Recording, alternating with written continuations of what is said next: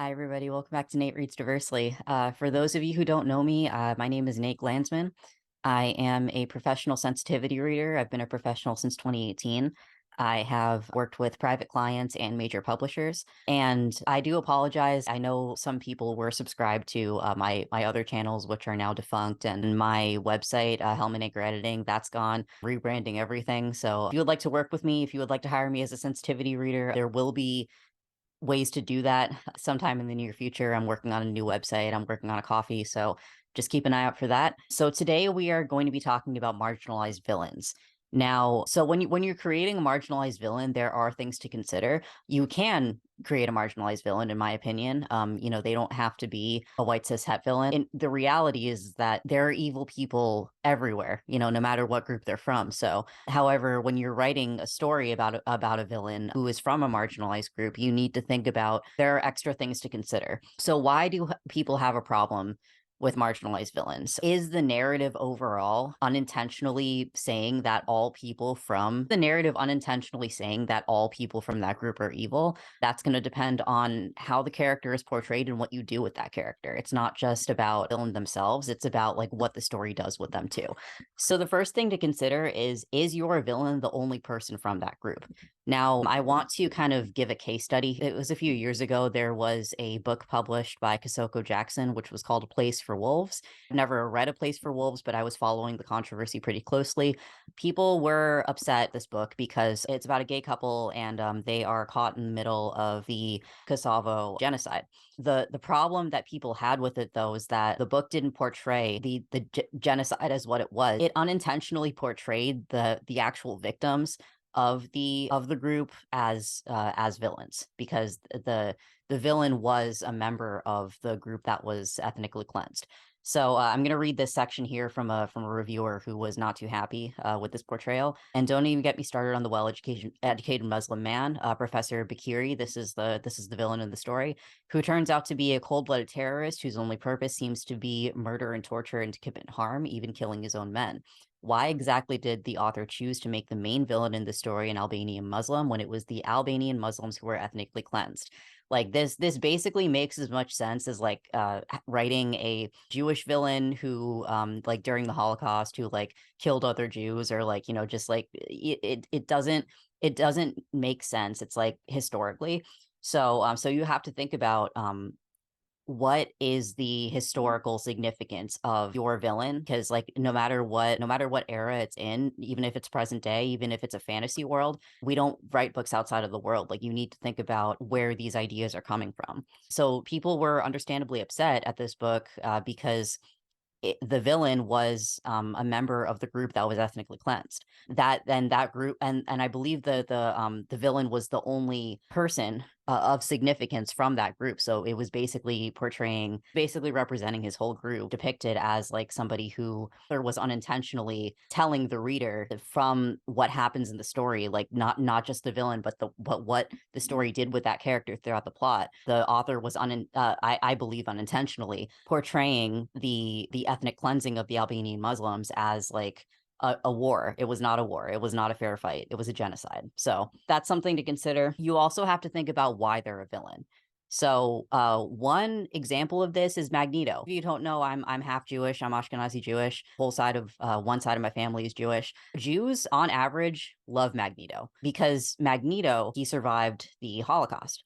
And his response to surviving the Holocaust was, the mutant, he believes that they need to exterminate all of the non-mutants in order for the mutants to survive.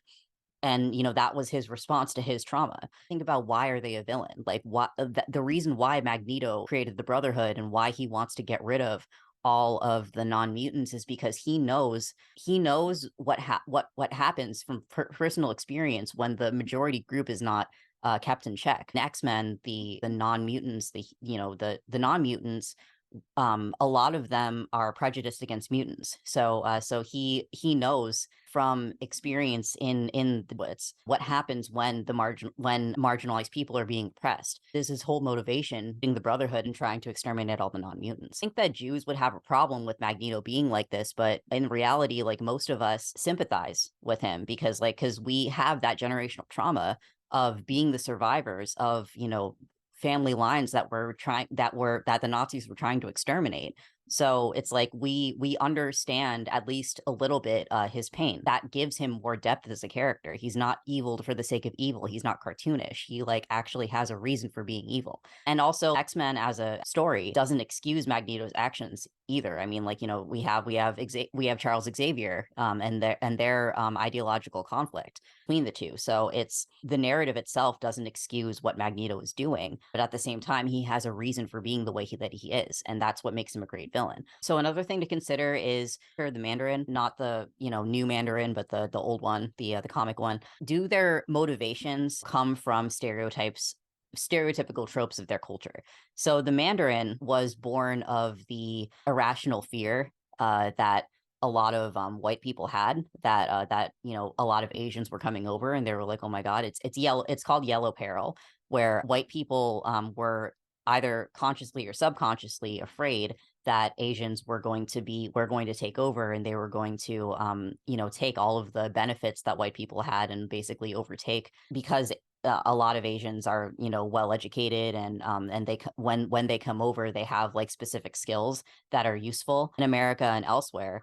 We're afraid that like these well-educated Asians were coming over and like basically taking over spaces that were meant for white people. So that's what yellow peril is, and that's why it's a stereotype that that Asians are a lot of Asians are depicted as people running laundromats and Chinese restaurants, and that is tied to history, because as I explained in my Orientalism video, the history behind that is that white people forced Asian men into emasculated roles because they didn't want them overtaking their power. That's why that's a stereotype, because that was like some of the only work that they could do when these people were coming over to dig for gold and stuff. So think about that. Like when you're creating a marginalized villain, like, are there any stereotypes or any tropes that are tied to history, that are tied to their oppression? So have a few solutions for creating a marginalized villain, how to avoid a potentially harmful representation. Have multiple characters from the group that you're writing about.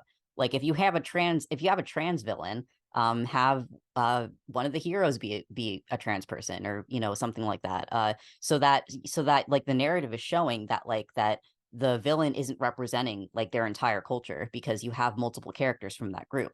That's the easiest way to fix that. You also need to understand your villain's personal arc and motivation. The villain needs to have a reason for being evil. Make sure that it's not tied to some kind of stereotype or some kind of myth that the majority group kind of assigns to that role. Like for example, the in autistic representation, the curious incident of the dog in the nighttime, the that character, the main character is not a villain, but that character perpetuates stereotypes about autistic people, that we're psychopaths, like we don't have empathy, and and things like that. So it's kind of your responsibility to look at how your villain is going to be portrayed in your story, and what the narrative does with that character, like how the plot, not just the character but the plot, is explaining why this character is a villain. And I also would recommend that if the villain is defeated at the end, like their downfall needs to be because of their evil deeds, like not because they are a part of that group.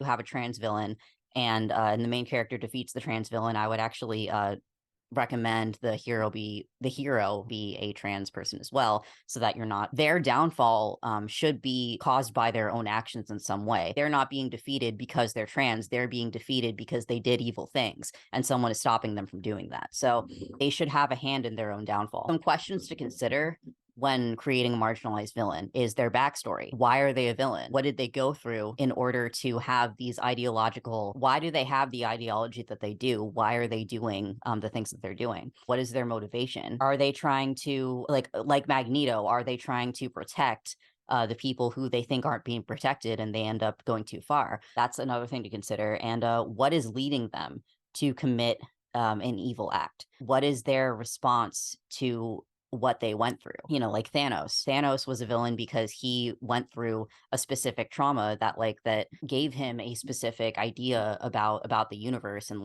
led him to do something really evil. So consider the history of that group. How is that group typically portrayed in fiction, and is it accurate or not? You need to do at least a little bit of research or hire a sensitivity reader, and that sensitivity reader will be able to explain the history or the culture of that group. Are they perpetuating any stereotypes of that group? Are the stereotypes motivating them to commit their evil acts, or are they committing evil acts because of what they went through? That's a very fine line, and you need to think about that. So I hope this was helpful, and I will be posting links about where to find all my stuff. I'm building a website right now, and a coffee. Seriously, thank you for. I'm so grateful for all of you who watch me, and I really do appreciate the support. So I will see you in the next one. Take care.